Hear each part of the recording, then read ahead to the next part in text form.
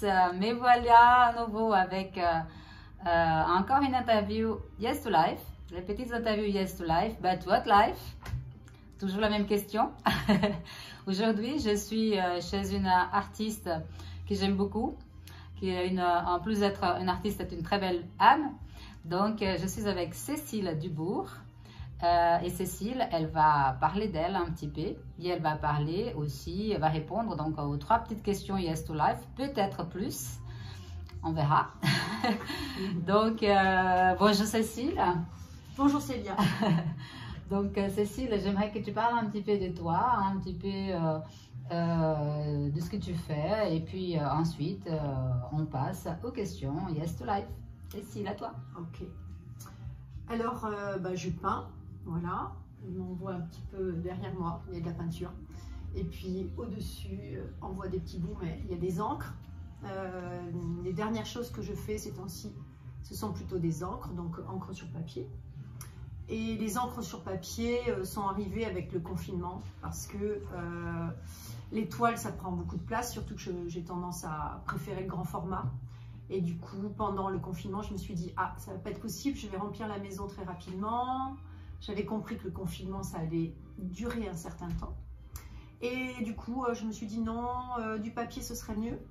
Et du coup, voilà, je me suis équipée, papier, et le papier a appelé l'encre. Et donc, j'ai commencé une série d'encres. Le confinement, ça avait ça de positif que j'avais beaucoup de temps pour travailler, tous les jours. Donc, j'ai adoré ça. Et j'ai ancré du papier. Voilà, et pas que. Voilà, et en apprivoisant cette fluidité, voilà,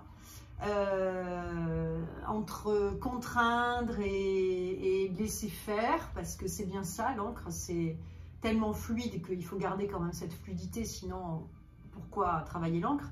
Et en même temps, évidemment, la contraindre un peu, sinon tout se noie et ça ne parle plus. Voilà, et depuis, j'ai pas lâché l'encre parce que j'adore ça. Voilà. Très bien. Et tu veux parler un petit peu aussi de tes travaux, de ton travail parallèle à celui-là? Alors, à côté de ça, donc ça c'est pour la partie création. Cette création me sert aussi dans le soin, parce que je fais du soin, donc j'ai plusieurs pratiques. Du Reiki, du Shiatsu, fleurs de Bach, mais aussi des ateliers créatifs. Et également, je travaille sur la symbolique des tarots et des constellations familiales. Et j'utilise les cartes de tarot, les images, donc l'image des cartes, je les utilise comme des petits miroirs de l'inconscient pour faire les constellations individuelles, par exemple. Voilà. Donc, Yes to Life. Aussi, voilà. Yes to Life, ouais. Oui, génial. Oui. Voilà, très bien. Donc, on va passer aux questions Yes to Life. Alors, Cécile, est-ce que tu fais partie des gens qui disent oui à la vie? Et si oui, comment tu fais cela? De quelle façon et pourquoi? Alors, oui à la vie, assurément oui. Parce que d'abord je suis heureuse d'être en vie, voilà, je trouve que c'est un cadeau. Évidemment c'est pas tous les jours tout facile, mais moi je suis foncièrement heureuse d'être en vie. Je trouve que c'est une chance d'être là et de pouvoir jouer ça, voilà. Donc ça c'est déjà oui à la vie, c'est sûr. Et après, dans la posture, la vie qui me va, c'est une vie où justement il y a de la poésie. Et quand je dis poésie, c'est au sens large, c'est-à-dire tout ce qui peut, pour moi en tout cas, enchanter le monde. Voilà. Le métro boulot dodo, ça peut pas faire le compte pour moi. J'ai besoin qu'il y ait une autre dimension, j'ai besoin d'aller toucher un peu à des essentiels. Voilà. Sinon, sinon je vois pas trop l'intérêt. Voilà. Donc, j'ai besoin d'aller chercher au plus profond ce que chacun a à exprimer en fait. Voilà. Je pense que chacun a quelque chose de fort de grand, de beau en lui. Après, les circonstances, la vie peut faire que ça peut être enseveli sous des monceaux de problématiques ou de voilà, mais ou de douleurs ou de difficultés. Mais je crois qu'on a chacun quelque chose de beau à l'intérieur. Et faut aller toucher la pépite. Et voilà. Et moi, j'ai vraiment envie de ça. J'ai vraiment envie d'aller chercher là. Et pour moi, oui, c'est le sens de la vie, c'est ça aussi. C'est arriver à se comprendre, à trouver le chemin qui est le plus proche de qui on est vraiment. En fait. Voilà. Tu veux dire que... Loin des injonctions normées, des choses qu'on a bien voulu nous inculquer. Voilà. Je crois qu'il faut retrouver, il faut défricher justement. Je pense que la vie, c'est un chemin de défrichement, de dépouillement. C'est pas aller vers le plus, mais au contraire vers si j'enlève, qu'est-ce qui reste? Et qu'est-ce qui reste qui est vraiment ma patte, ma singularité, ma signature, mon émotion, ma vibration en fait. Voilà. Donc voilà. Ça me fait penser à l'oignon. Ouais, enlever des couches. Ouais. Enlever des couches pour essayer d'aller au plus profond de soi, à la pépite justement. Mais bon, j'ai pas tellement envie d'être comparée à un oignon, mais bon, voilà. Mais quelque sorte, ok, super. Merci, c'est intéressant ce que tu as parlé par rapport à la poésie, parce que c'est ce que je vois dans tes encres justement. Je trouve ta création très poétique. Il y a cette légèreté, ces souffles, il y a de l'air, et c'est vraiment, j'ai fait le lien direct quand tu as parlé de poésie. Je dis bah oui, on les reconnaît, cette poésie, donc cette plongeon dans la légèreté de la vie d'une certaine façon à travers tes encres qui sont effectivement très poétiques. Oui. Alors moi, je pense que la légèreté, elle n'est pas, c'est pas quelque chose de facile ou quelque chose qui est donné d'emblée comme ça. Pour certaines personnes, sans doute oui. Pour certains moments de la vie aussi. Moi, j'ai été d'une grande légèreté, d'une insoutenable légèreté, et puis plus. Mais c'est un parti pris pour moi. C'est un parti pris parce que je crois que je suis faite aussi de beaucoup de mélancolie. Et un jour, je me suis dit, si je me laisse glisser sur ce terrain-là, sur cette pente-là, je ne sais pas trop ce que ça va donner, mais je sentais bien que ça ne serait pas forcément le meilleur chemin à prendre. Et du coup, je ne sais pas, il y a eu quelque chose qui a comme ça, qui a décidé d'aller plutôt vers, c'est un parti pris, d'aller vers ce qui m'enthousiasme, ce qui m'enchante. Le mot enchantement revient souvent, mais le chant, j'adore chanter aussi. Donc je crois que ça a à voir aussi, mais c'est ça, c'est choisir quel versant. Voilà, j'ai choisi mon versant et c'est un versant qui va vers s'élever, voir de plus haut, prendre de la hauteur, prendre de la distance, mais pas se laisser engloutir. Voilà, c'est un parti pris. Bien sûr, super. Super, effectivement, c'est pas parce qu'on parle de légèreté ou de poésie qui c'est simple à faire, parce que ce sont comme des guérisons à la fois. Quand on crée, je dirais que peu importe ce qui va donner, ce qui va être donné, c'est on donne ce qu'on connaît, ce qu'on exprime, c'est un don. Donc c'est pas parce que c'est léger à l'œil de l'autre que cela a été forcément simple à faire. Voilà, c'est juste pour parenthèse. Oui, et puis souvent on associe aussi aujourd'hui, voilà, la beauté, c'est quelque chose qui n'est pas aussi... alors évidemment, la beauté, c'est subjectif, mais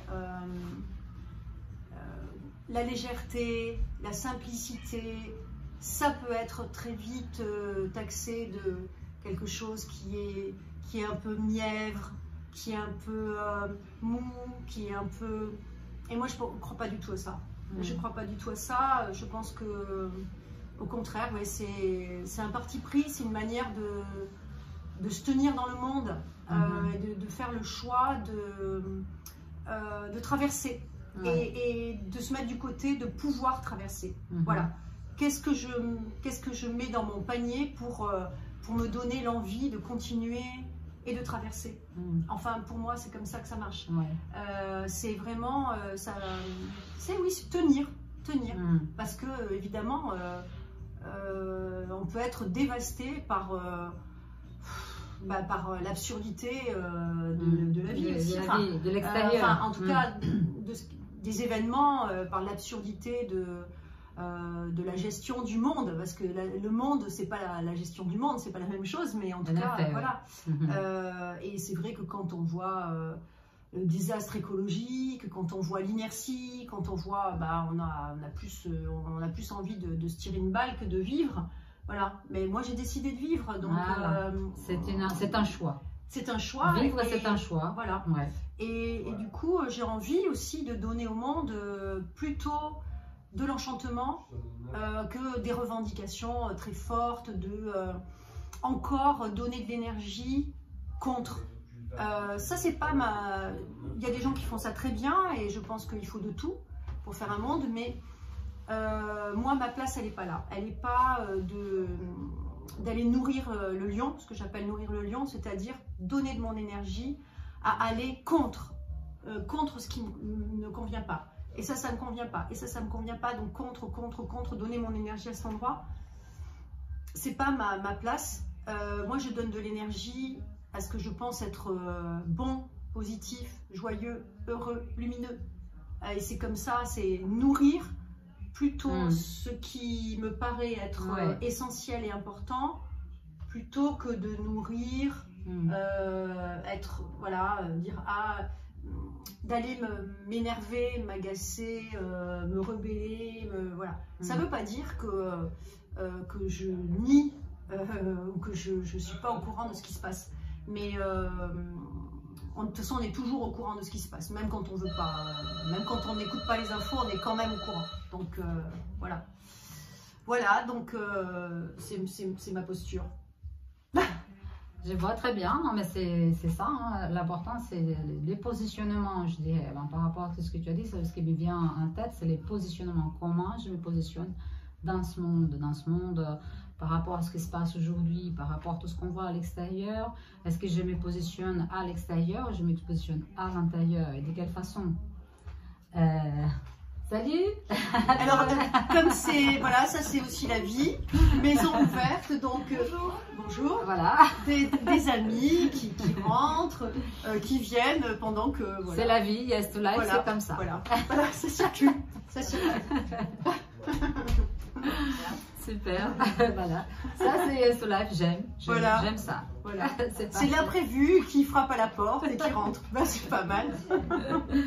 L'imprévu de la vie, voilà. Voilà. Bon, voilà, les enfants sont arrivés. Maintenant, ils sont à l'intérieur. Il y a moins de bruit, on va reprendre.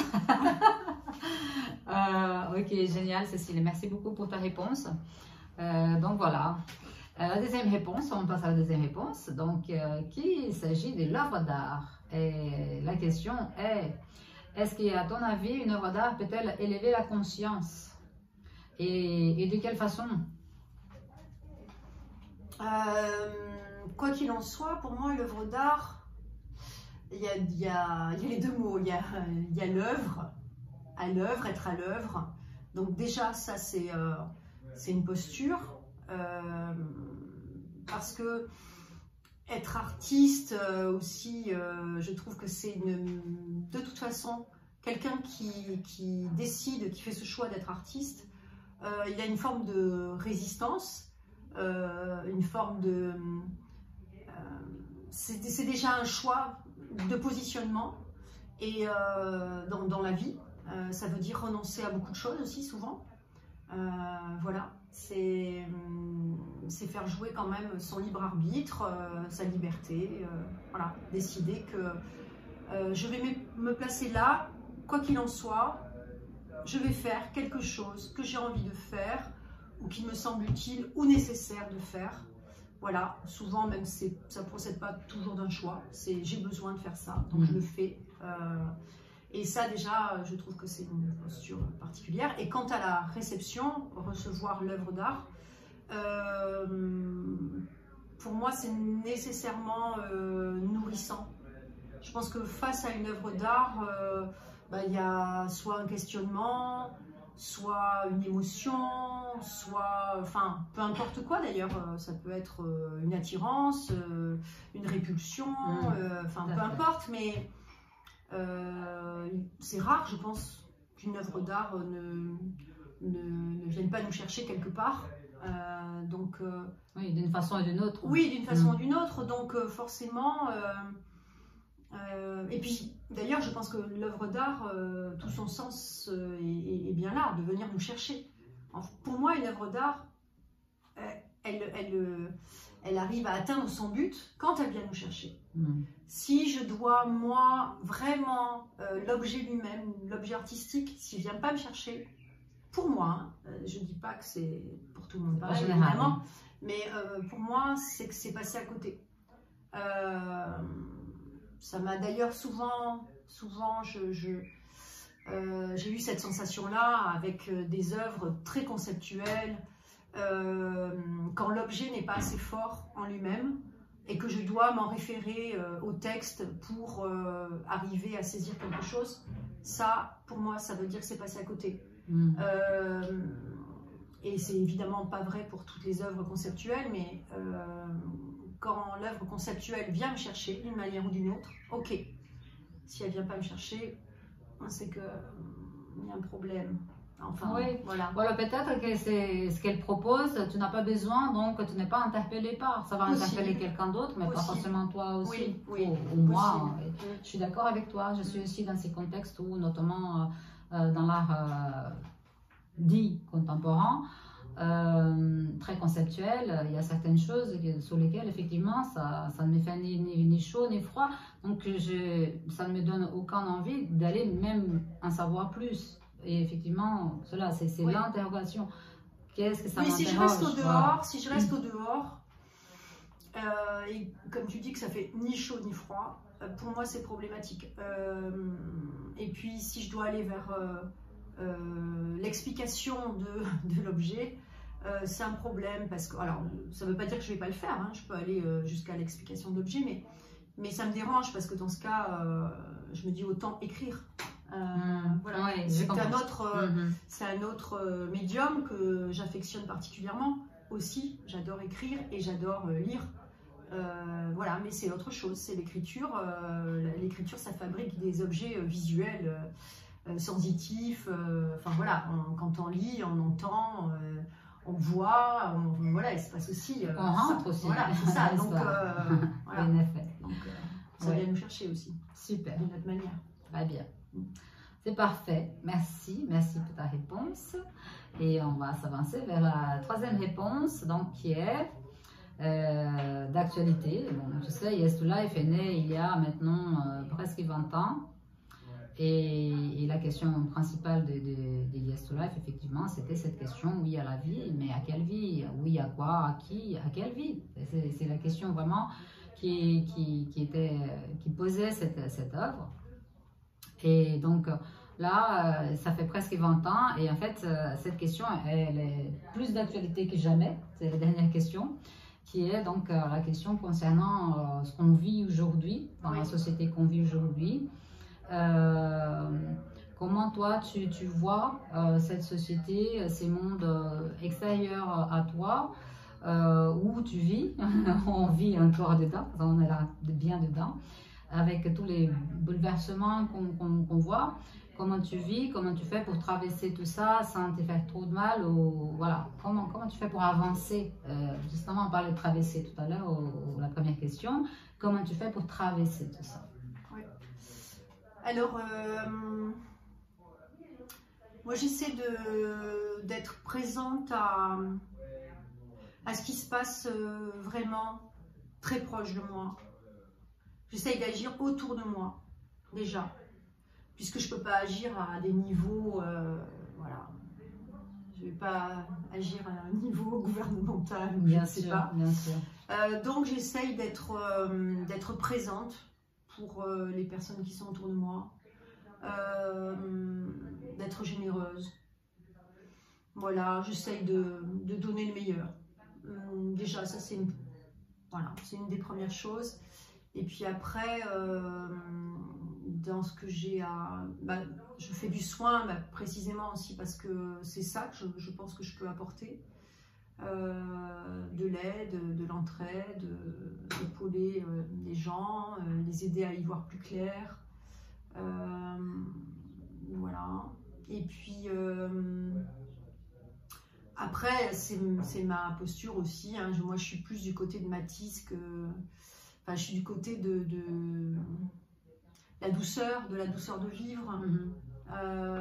Je pense que le monde, il est assez dur. Et c'est pour ça que j'ai besoin d'amener autre chose que encore... j'ai pas envie de passer mon temps à dénoncer les difficultés, la noirceur du monde, tout ça on le sait très très bien, on le sait que trop, on le sait tout le temps.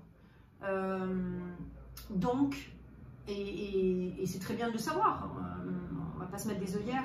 Être conscient. C'est pas, voilà, c'est pas, conscient, on est conscient, mais après, cette conscience-là, elle peut aussi nous tenir complètement au fond et ne plus avoir envie de se lever le matin. Et dans ce cas, je n'apporterai rien du tout si c'est ce qui arrive. Donc, je me tiens à un endroit où l'action, être concret, voilà, c'est concret. Faire quelque chose pour quelqu'un, c'est concret. Voilà. Ou ne rien faire, c'est concret aussi. Mais voilà, c'est-à-dire, j'essaie de me mettre face à mes choix, à mes responsabilités. Et chaque fois que des choix et des responsabilités se présentent, et ben voilà, je les prends à bras le corps. Je me dis, bon, là, c'est quoi ma posture? Qu'est-ce que je veux? Voilà. Et qu'est-ce que je veux pour moi, pour les autres, pour ce monde? Parce que je pense qu'on est co-créateurs. Je pense que tous les actes qu'on pose, tous les mots que l'on dit ont un impact. Voilà, je crois à ça. Donc, j'essaye de donner en relation, en cohérence avec ce que je pense. Voilà. J'essaye de mettre en cohérence mes actions et mes pensées, ce qui n'est pas toujours facile. Mais bon, oui. On gagne quelque chose quand même à vieillir, on gagne ça, c'est que on sait de mieux en mieux qui on est, ce qu'on veut et ce qu'on veut pas. Oui. Et du coup, on peut mieux cibler et écarter aussi les choses qui correspondent pas ou plus voilà, à ce que tu deviens, à ce qu'on a décidé pour sa vie, au choix qu'on a fait pour sa vie. Voilà, qui je veux être dans cette vie. Voilà, si je voulais caricaturer, je pourrais dire, soit je suis un lâche, soit je suis un salaud, soit je vais essayer d'être la meilleure personne possible. Et quand je dis la meilleure, ça ne veut pas dire dans le sens de... Il n'y a pas de compétition, c'est le meilleur de... La meilleure version de toi-même. Voilà, ce que j'ai de meilleur à donner. Ce qu'on devient tous les jours, en fait. Voilà. Tous les jours, de façon générale, idéalement, il faudrait qu'on arrive à être la meilleure version de soi-même à la fin de journée. Voilà.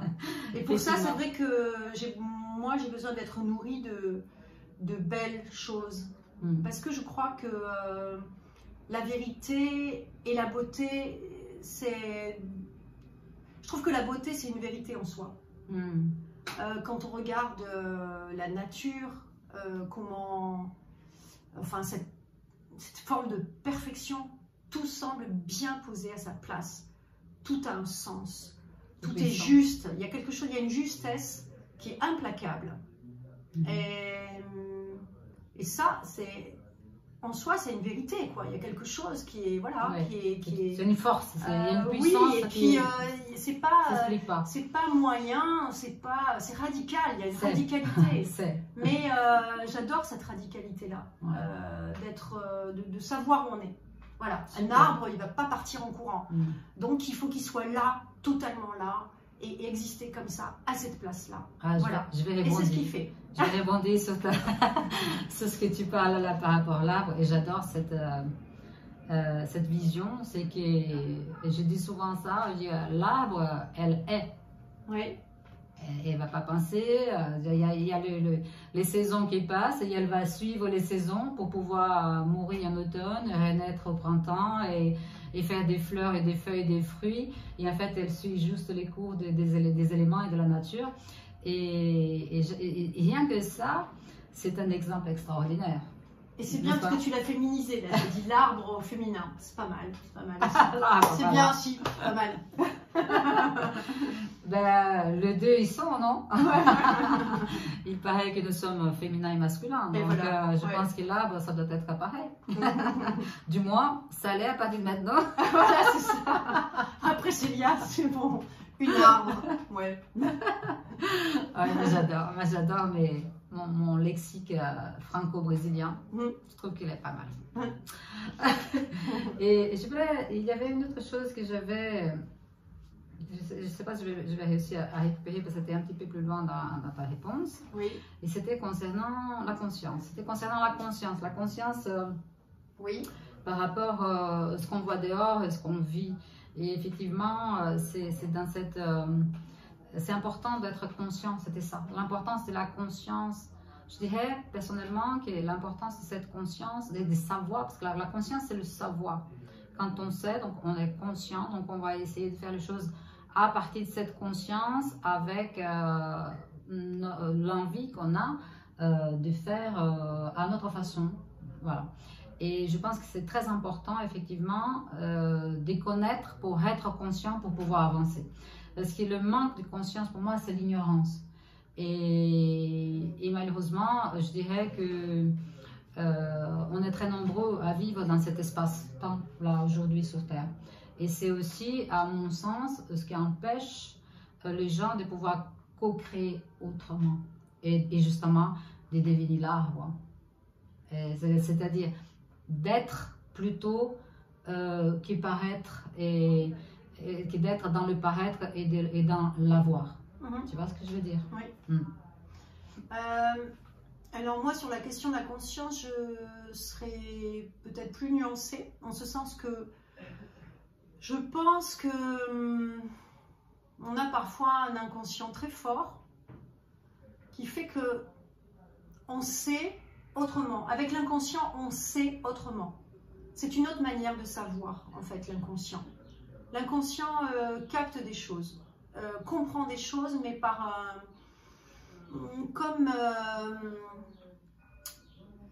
comme si, voilà, tout est là, et la conscience, ce serait, d'un seul coup, je vais soulever le voile et je vais regarder ce qu'il y avait. Voilà, mais c'était déjà là.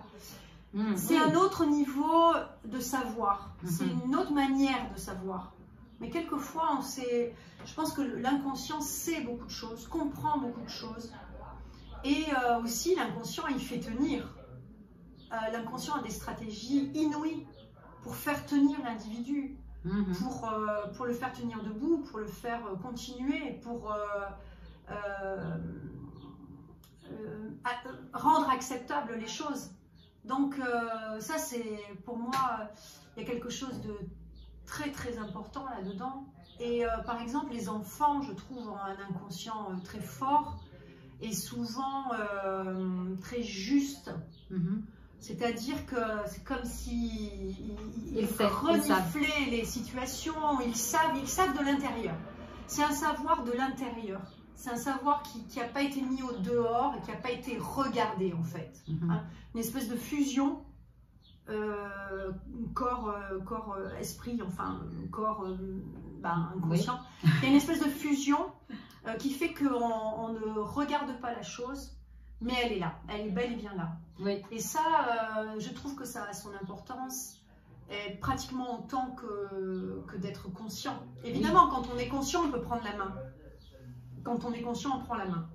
Oui, mais l'inconscient m'intéresse aussi beaucoup parce que,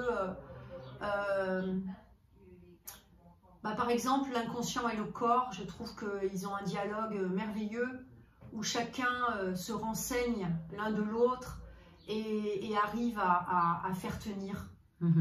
Et ça, je trouve ça magnifique et magique. Oui. Voilà. Je vois.